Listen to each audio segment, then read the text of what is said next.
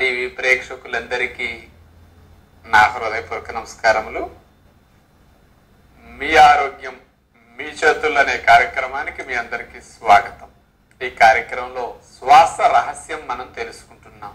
ఇప్పటి వరకు ఎన్నో సంవత్సరాలు జీవితం అయిపోయింది. ఇంకా ఎంతకాలం మనం ఉండాలో మనకు తెలియదు. మన ఆయుర్దాయం మన చేతిలో లేదు.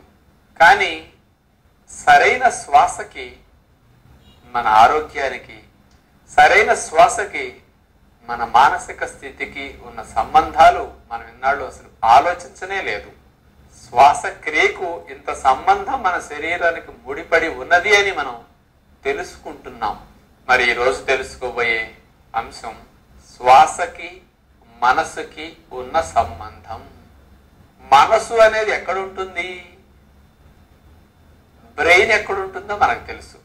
ఎలా ఉంటుందో తెలుసు. స్కానింగ్లో కనపడుతుంది, పుస్తకాల్లో బొమ్మలు ఉంటాయి, చూస్తే తెలుస్తుంది.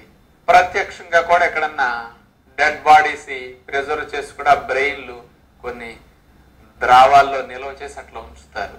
ఇదిగో మీ మెదడు ఇది అని అట్లా చూస్తే తెలుస్తుంది. మరి మనసు ఎక్కడ ఉంటుంది? మనకు రకరకాల ఆలోచనలు వస్తాయి. ఇప్పుడు నేను ఈ కార్యక్రమం ఇట్లా చెప్తూ ఉంటే మీరు నా వంక చూస్తున్నారు. మధ్య మధ్యలో మీ కళ్ళు నా వంక చూస్తానే ఉంటాయి, మీ చెవులు నాయి వింటానే ఉంటాయి. కానీ మధ్యలో మీ మనసు మాత్రం ఎక్కడికో వెళ్ళి ఎప్పుడెప్పుడో గుర్తు చేసుకొస్తా ఉంటుంది మధ్యలో. మరి మీ బ్రెయిన్ ఇక్కడే ఉంది కదా. మరి ఈ ఆలోచనలు మనసుకు సంబంధించినవి. ఆలోచనలు బట్టే దాన్ని రిసీవర్గా బ్రెయిన్ సెల్స్ తీసుకుని అవి తదనుగుణంగా వర్క్ చేస్తూ ఉంటాయి. కంప్యూటర్లో తెలుసు కదా, సిపియు, సెంట్రల్ ప్రాసెసింగ్ యూనిట్. అట్లా బ్రెయిన్ సెల్స్ అనుకోండి. అంత ప్రాసెసింగ్ లాగా బ్రెయిన్లో ఉంటుంది. కానీ దాన్ని ఆపరేట్ చేసే దాన్ని బట్టి ఆ ప్రాసెసింగ్ యూనిట్ నుంచి ఏది రావాలో అది బయటకు వస్తుంది. అట్లాగే మనకి ఆలోచనలు వస్తున్నాయంటే ఆలోచనలు రావటానికి మనసు అన్నారు. ఈ మనసు ఎక్కడ ఉంటుంది అని డాక్టర్లను అడగండి, సైంటిస్టులను అడగండి, ఎవరు చెప్పరు. వైద్య శాస్త్రాలు ఏమని రాసిందంటే మనసు ఎక్కడ ఉంటుందో మాకు తెలియదు, అదేం కనిపించేది కాదు. మళ్ళా కనిపించేది అయితే ఇక మైక్రోస్కోపులు పెట్టి కూడా చూస్తున్నాం కదా. కనిపించనివి, కంటితో చూడలేనివన్నీ అట్లా చూడగలుగుతాం. అందుకని మనసు గురించి మాకు తెలియదు అని ఉంటుంది. మరి మనసు ఎక్కడ ఉంటుంది అంటే కనిపించిన దాని గురించి ఎవరన్నా చెప్పాలంటే మరి ఎవరన్నా అనుభవించిన వారు కానీ దాని సంగతి బాగా తెలిసిన వారు చెప్తే కదా మనకు అర్థమయ్యేది.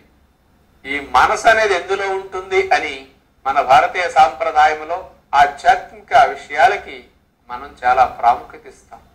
మనకి భగవంతుడు ఉన్నాడో లేడో మనకు తెలియదు, కానీ ఉన్నాడని శాస్త్రాలు చెప్తున్నాయి. ఏ రకంగా ఉంటాడు, ఈ మనసు ఎక్కడ ఉంటుందని. భగవంతుడు ఇచ్చిన సమాచారం ప్రకారం ప్రతి జీవి, ముఖ్యంగా మనిషి తీసుకుంటే ఆత్మస్వరూపమని, ఈ శరీరాన్ని అంతా నడిపించేది అదని, అది కంటితో చూడలేనంత పరమాణువులాగా మెరిసే నక్షత్రంలా ఉంటుందని, అది ఈ బురుకుటి మధ్య స్థానంలో మనం బొట్టు పెట్టుకుంటాం కదా, ఆ భాగములో ఉంటుందని, దాంట్లోనే ఈ మనసు ఉంటుందని, దాని నుంచే ఈ ఆలోచనలు ఉద్భవిస్తూ ఉంటాయని, అందులోనే ఈ సంస్కారాలు మనం చేసేవన్నీ రికార్డ్ అవుతాయని, సంస్కారాలకు తగ్గట్లుగానే జన్మలు ఉంటాయని. మళ్ళా ఇది వైద్యులు చెప్పేది కాదు, వాళ్ళకి అందని వాస్తవాలు. కానీ అనుభవించిన వారు చెప్తే అన్నా వినాలి, లేదా మనమన్నా అనుభవించన్నా తెలుసుకోవాలి. పరమాణువుకి పవర్ ఎక్కువ ఉన్నట్లుగా కంటితో చూడలేని ఆత్మ ఇక్కడ ఉండి ఈ శరీరం అనే రథాన్ని రధికుడిలాగా ఇక్కడ కూర్చుని నడిపిస్తూ ఉంటుంది. అందుకనే ఎంతో మంది మహానుభావులు దివ్యాత్మ స్వరూపులారా మనందరినీ ఆత్మస్వరూపంగా చూడమంటారు. ఇది దేహము, ఇది కారు నడిపే డ్రైవర్ వేరు. అందుకని ఈ దేహాన్ని నడిపించేది ఆత్మని. ఆయుర్దాయం ఈ దేహానికి అయిపోయిన తర్వాత ఇది ఒక పాత వస్త్రం లాగా వదిలేసి మరొక దేహాన్ని ధరిస్తుంది, అది కొత్త వస్త్రం.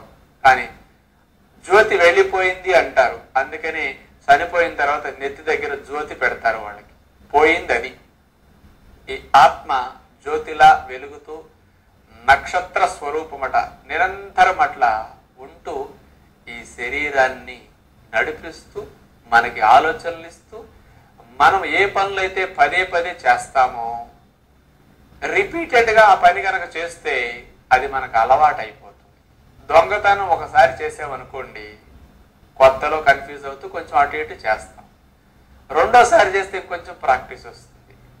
మూడోసారి చేస్తే అలవాటు అయిపోతుంది బాగా. ఆ వ్యక్తికి దొంగతనం బాగా ప్రాక్టీస్ అయిపోతుంది. అతనికి దొంగ సంస్కారం ఉంది. దొంగతనం అనే సంస్కారం ముద్ర పడిపోతుంది.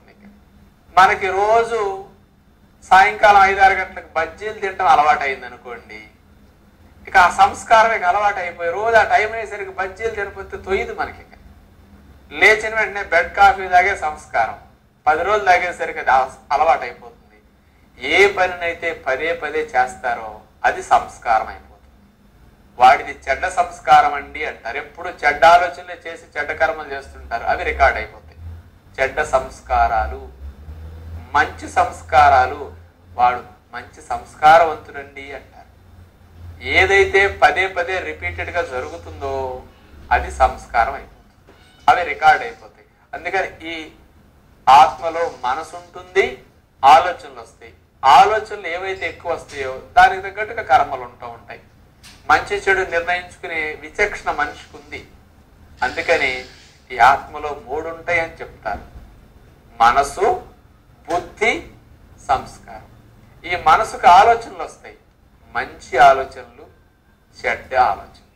విచక్షణ మనిషికి ఉంది కాబట్టి ఈ ఆత్మలోనే జడ్జిమెంట్ పవర్ ఉంది, బుద్ధి అనేది. అందుకని బుద్ధి అనేది ఎక్కడ ఉంటుందంటే బ్రెయిన్లో ఉండదు, ఈ ఆత్మలో ఉంటుంది. అందుకని బుద్ధితో మనిషి ఇది మంచి ఆలోచన, ఇది చెడ్డ ఆలోచన, ఇది మంచి కర్మ, ఇది చెడ్డ కర్మ, నేను ఈ మాట మాట్లాడొచ్చు, ఇది మాట్లాడకూడదు, ఇవి బుద్ధి ద్వారా నిర్ణయం చేసుకుంటాం మనసుకు వచ్చిన ఆలోచనని. మంచి వ్యక్తులు మంచి నిర్ణయాలు తీసుకుంటారు, అందుకని ఆయన బుద్ధి మంచిదండి అంటారు. అందుకని అందరికీ మంచి ఒకే రకంగా ఉండదు, కొందరికి చెడే మంచిలా అనిపిస్తుంది, ఆ నిర్ణయాలు తీసుకుంటారు. వాళ్ళ బుద్ధి అట్లా ప్రక్కదోవ పట్టిందనమాట, అది చెడ్డ బుద్ధి అని.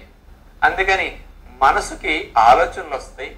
ఈ ఆలోచనలు మంచి చెడు నిర్ణయించి జడ్జిమెంట్ చేసేది బుద్ధి అని. ఏవైతే